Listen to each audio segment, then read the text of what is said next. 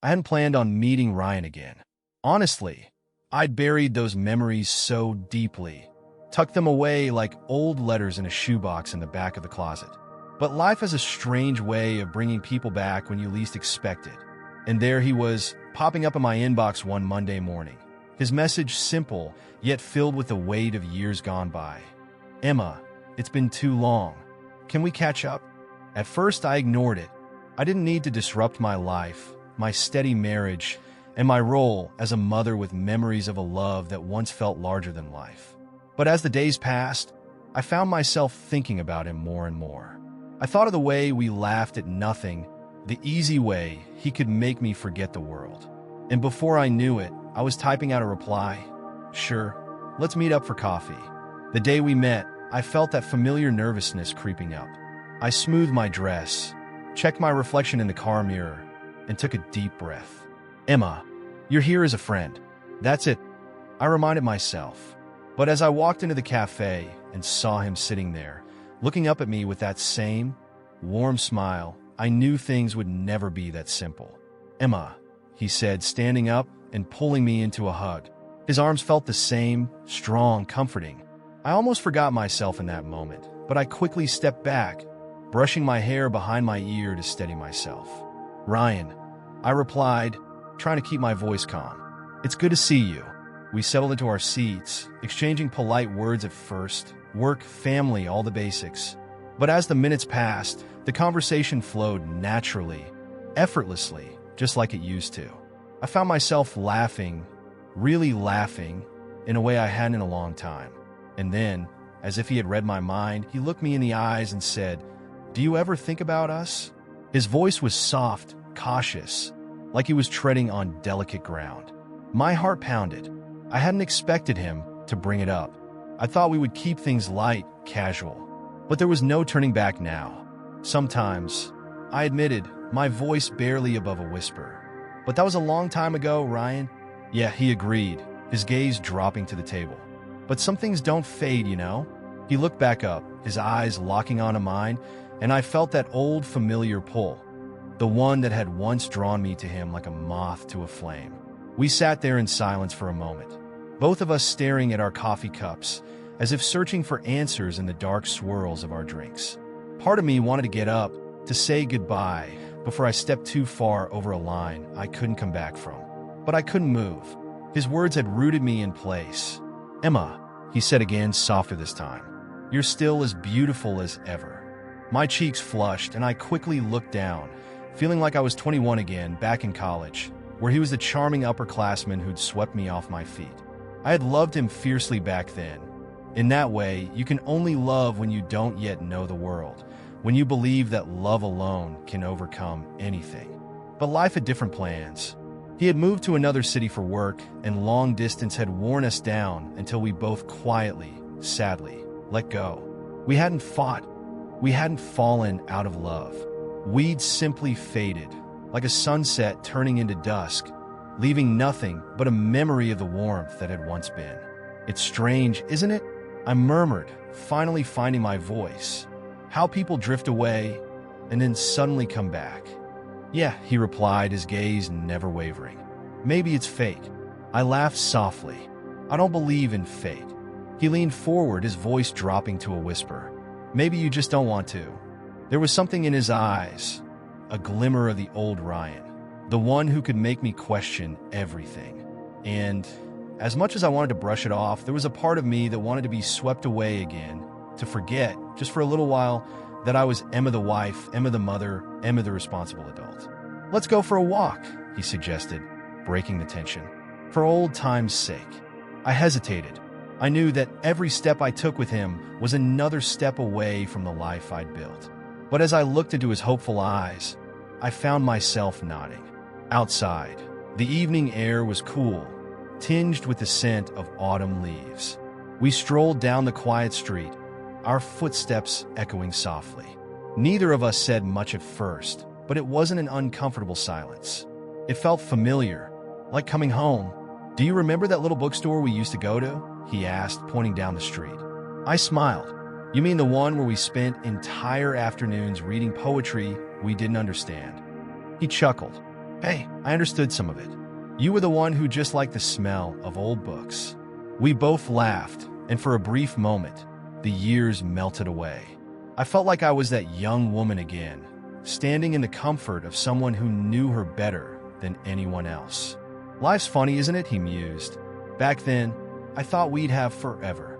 I glanced over at him, the ache of what could have been settling in my chest. We were just kids, Ryan. Maybe, he replied, his voice tinged with something I couldn't quite place. Regret, perhaps? Longing? But that doesn't mean it wasn't real. I didn't respond. I couldn't, because he was right. What we had was real in every sense, but it was also in the past, and I had made peace with it, or so I thought.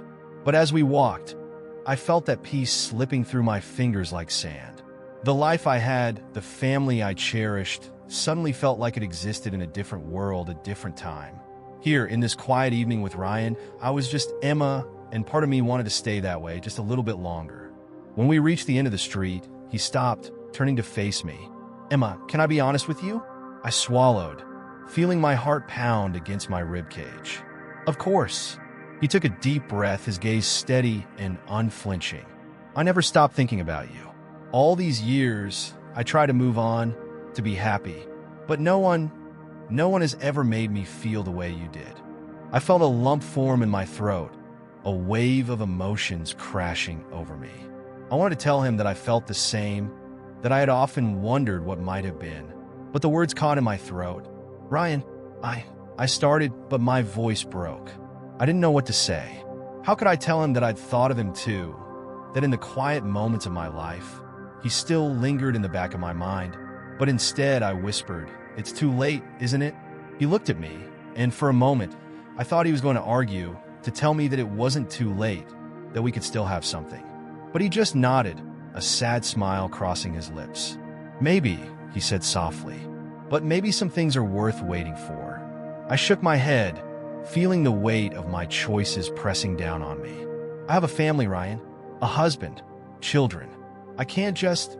I know, he interrupted gently, his hand reaching out to brush a strand of hair behind my ear. I know, and I would never ask you to give that up. We stood there in silence, the unspoken words hanging between us. It was a moment suspended in time, a sliver of the past brought into the present. But it was also a reminder of what could never be. We stayed like that, standing under the dim glow of the street lamp, as if the world had frozen around us. I didn't want to let go of the moment, even though I knew I should. I kept telling myself that this was goodbye, that whatever spark was rekindling between us had to be extinguished here, tonight. But my heart didn't seem to agree. Emma, he said softly, his voice filled with a gentleness I hadn't heard in so long. I know I'm probably out of line for saying this, but if you ever need someone to talk to, you know where to find me. I wanted to tell him that I couldn't, that this had to end here, that if I kept him close, even in a small way, I might start unraveling everything I'd built. But the words got stuck in my throat. Instead, I simply nodded, feeling the ache grow sharper in my chest. Good night, Ryan, I whispered, my voice barely audible.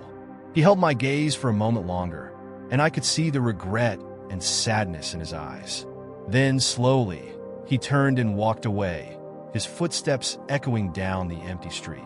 I watched him until he disappeared around the corner, a silhouette fading into the night. As I turned to leave, I felt a strange emptiness settle over me. I had come here expecting a quick reunion, a simple coffee date with an old friend. But now, as I walked back to my car, I realized that meeting Ryan had stirred something in me, something I hadn't felt in years. That night, I lay awake in bed, my husband's arm draped over me as he slept soundly beside me. I should have felt comforted, safe, but my mind kept drifting back to Ryan, to the way he'd looked at me, to the warmth of his touch. It was like a door I'd closed years ago had suddenly swung open, flooding me with memories and emotions I thought I'd buried. This is wrong, I told myself, staring at the ceiling. You have a good life, a husband who loves you, children who depend on you. But no matter how hard I tried, I couldn't shake the feeling that a part of me, a part one had forgotten, had come alive again tonight. The next few days were a blur.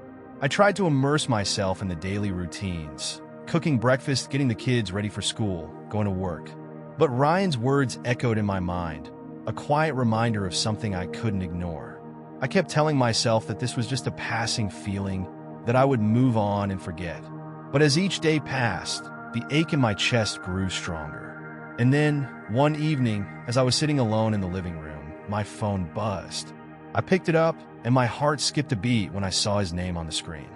"Hey Emma, I'm sorry if I'm overstepping, but I wanted to check in on you. Are you okay?"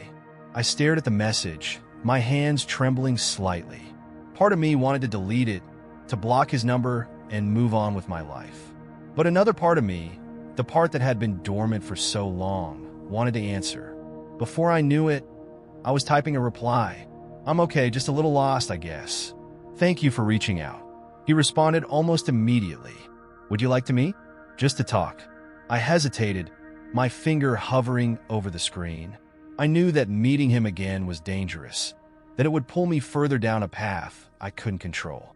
But the thought of seeing him, of feeling that spark again, was too tempting to resist. "Okay," I replied, my heart pounding in my chest. "Let's meet."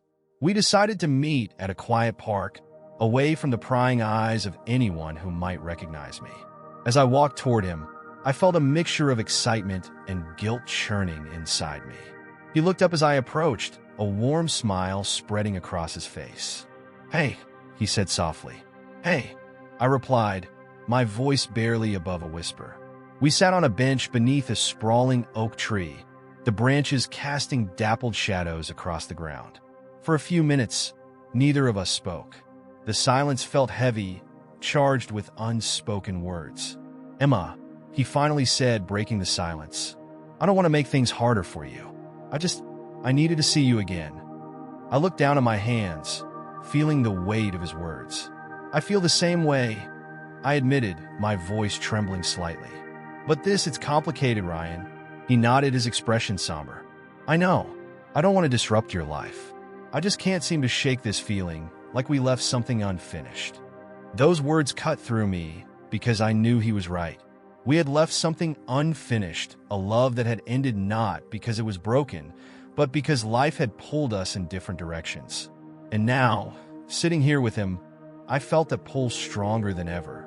Before I realized what I was doing, I reached out and took his hand. His fingers tightened around mine, and I felt a warmth spread through me, a warmth I hadn't felt in so long.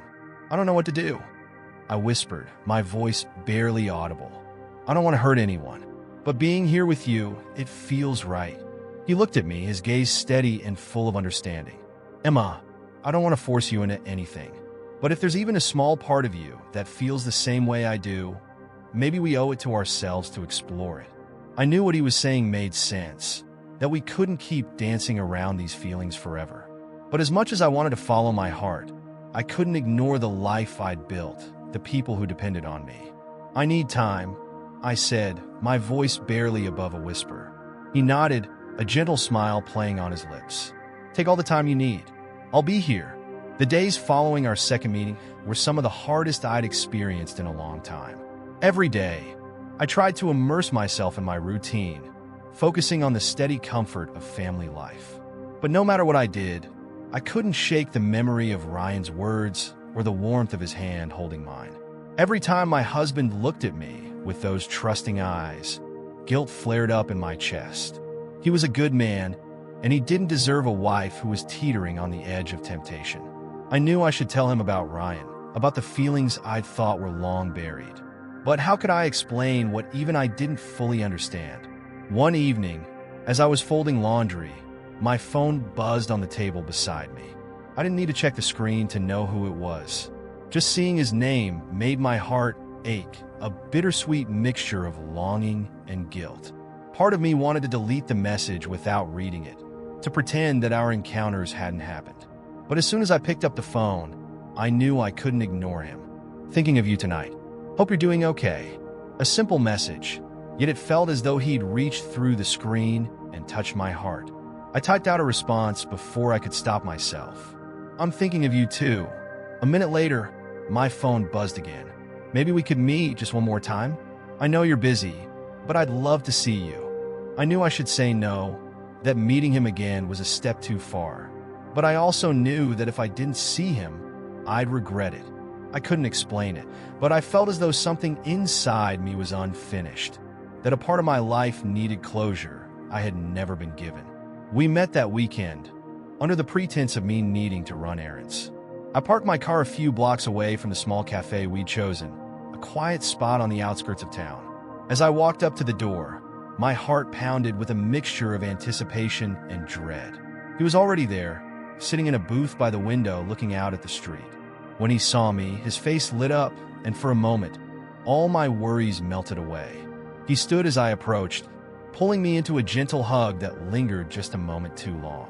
I could feel the weight of his emotions in that embrace, and I knew that whatever was happening between us was real, no matter how complicated it was. "Emma," he said softly, his voice filled with a tenderness that sent shivers down my spine. "I'm glad you came." "Me too," I replied, barely able to meet his gaze. I felt like a teenager again, caught between excitement and fear, the thrill of the forbidden mingling with the anxiety of being caught. We sat across from each other, our hands reaching across the table to intertwine almost instinctively. For a while, we just looked at each other, neither of us needing to speak. There was something comforting in the silence, as if words would only complicate the feelings we both knew were there. "Emma," he began, his voice barely above a whisper, "I don't want to make things harder for you, but I have to tell you, seeing you again has reminded me of how much I missed you. I thought I'd moved on, but I realize now that a part of me never did." His words hit me with a force I hadn't anticipated. I had been telling myself that our meetings were harmless, that I could keep these feelings separate from my life at home. But hearing him say that out loud made it all feel so real, like I was crossing a line I could never uncross. "I feel the same way," I admitted, my voice trembling. "But I have a family, Ryan.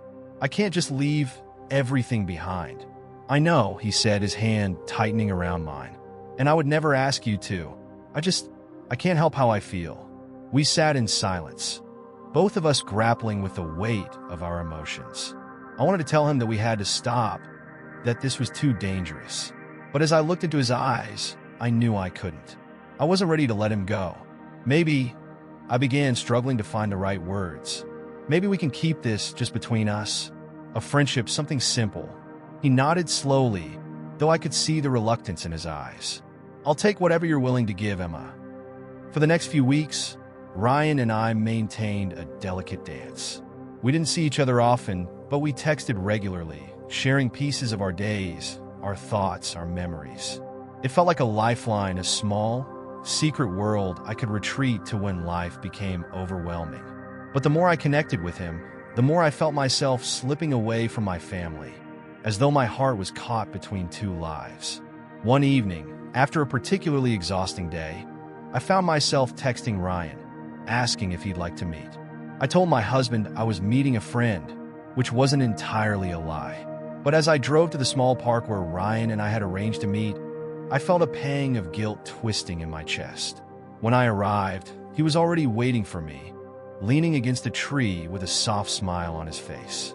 I walked up to him, and without a word, he pulled me into a hug. This time, I didn't pull away.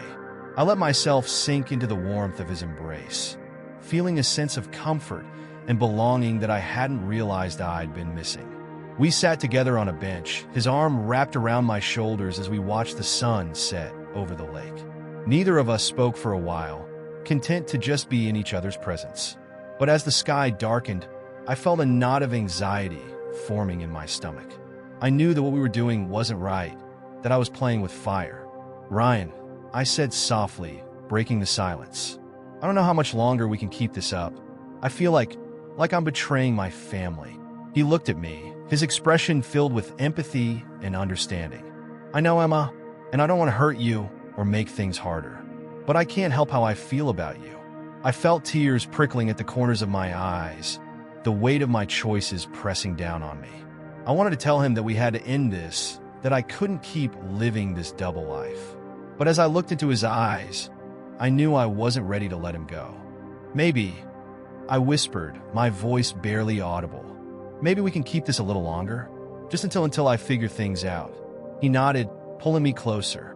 "Whatever you need, Emma. I'm here for you." The text from Ryan arrived on a Friday evening, right as I was preparing dinner. "Are you free tonight? I need to see you." I knew I should ignore it, that I shouldn't even think about it. But something in his message felt urgent, and against my better judgment, I replied, "Yes, I'll be there in an hour." I told my husband that a friend needed me, and before I knew it, I was driving across town, my heart racing. I tried to silence the little voice in my head that told me this was wrong, that I was heading down a path I couldn't turn back from. But I couldn't help it.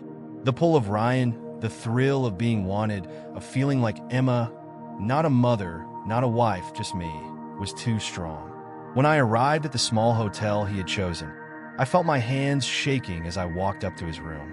Part of me wanted to turn around and leave, to run back to my family and pretend this never happened. But when he opened the door and looked at me with those familiar eyes, all my reservations melted away. He reached out and took my hand, pulling me into the room and closing the door softly behind me. For a moment, we just stood there, looking at each other, neither of us daring to speak. The silence was thick with unspoken words, with years of longing and regret. "Emma," he whispered, his voice filled with emotion. "I missed you." Before I could respond, he wrapped his arms around me, pulling me into a deep, lingering embrace. I closed my eyes, letting myself melt into him, feeling the warmth of his body against mine. I knew this was wrong, that I shouldn't be here. But in that moment, all I felt was the overwhelming need to be close to him. His hands moved gently, tracing familiar paths along my back, my shoulders. I could feel his breath on my neck, warm and comforting. When he pulled back just enough to look into my eyes, I saw the same longing, the same pain reflected back at me. He leaned in, his lips meeting mine in a kiss that was soft, tender, and filled with years of unspoken words. One kiss turned into another, and before I knew it, we were lost in each other. The world outside faded away, leaving only the two of us, tangled together in a moment that felt like a dream. Every touch, every whispered word felt like a piece of myself I'd forgotten. As I drove home that night, reality began to seep back in. The weight of what I had done settled heavily on my shoulders, pressing down on me with a force I hadn't anticipated. The memory of Ryan's touch, his kiss, lingered, and I felt a pang of guilt sharper than anything I'd ever known. When I pulled into the driveway, the house was quiet. I knew my husband and children were asleep, and a wave of relief washed over me. I wasn't ready to face them, to see the trust in their eyes, knowing what I had done. I slipped inside, trying to be as quiet as possible. But as I walked through the familiar rooms, a crushing sense of shame enveloped me. The photos on the wall, family vacations, birthdays, happy moments, seemed to mock me. Each image a reminder of the life I had risked for one night of weakness. I went into the bedroom, where my husband was sleeping peacefully, unaware of the turmoil raging inside me. I stood at the doorway, watching him, feeling a mix of love and regret that made my chest ache. He had always been there for me, through everything. And here I was, betraying him, breaking the vows we'd made. I slipped into bed beside him, careful not to wake him. As I lay there, staring at the ceiling, the reality of my actions settled in. I had crossed a line I couldn't uncross. And no matter how much I wanted to forget, to pretend that nothing had happened, I knew I couldn't. The next morning, I went through the motions, trying to hold myself together as I made breakfast, helped the kids get ready, and clean the house. But the guilt gnawed at me, growing stronger with each passing hour. Every time my husband smiled at me, every time my children hugged me, I felt like I was falling apart a little more. By the end of the day, I couldn't take it anymore. I locked myself in the bathroom, sinking to the floor as the tears I'd been holding back finally spilled over. The weight of my guilt was suffocating, and I felt like I was drowning in it. How had I let myself get here? How had I allowed one moment of weakness to jeopardize everything I loved? As I sat there, broken and overwhelmed, I realized that I had a choice to make. I could continue down this path, hiding my secret, risking everything I held dear. Or I could find the strength to let go of Ryan, to accept that some things were meant to stay in the past. I took a deep breath, feeling the resolve start to build inside me. I didn't know if I could ever truly forgive myself, but I knew one thing for certain. I couldn't let this mistake destroy my family. I had to find a way to move forward, to rebuild the trust one had broken, even if it meant letting go of the part of me that still longed for the past. I wiped my tears, taking one last look at myself in the mirror. It was time to make things right, to face the consequences of my actions, and to protect the life I had fought so hard to build. Thank you for joining us on this emotional journey with Emma. Her story is one filled with complex emotions, choices, and consequences that many may relate to. We'd love to hear what you think. What would you have done if you were in Emma's position? Do you believe in second chances, or should certain lines never be crossed? Share your thoughts in the comments below. We read every single one, and we're excited to hear your perspectives on this complicated story of love, regret, and redemption. If you enjoyed this story and want more content like this, don't forget to give us a thumbs up to support the channel. Make sure to subscribe and turn on notifications so you never miss another episode. We bring you real, raw stories that will make you think, feel, and connect every week. Thanks for watching, and see you in the next story.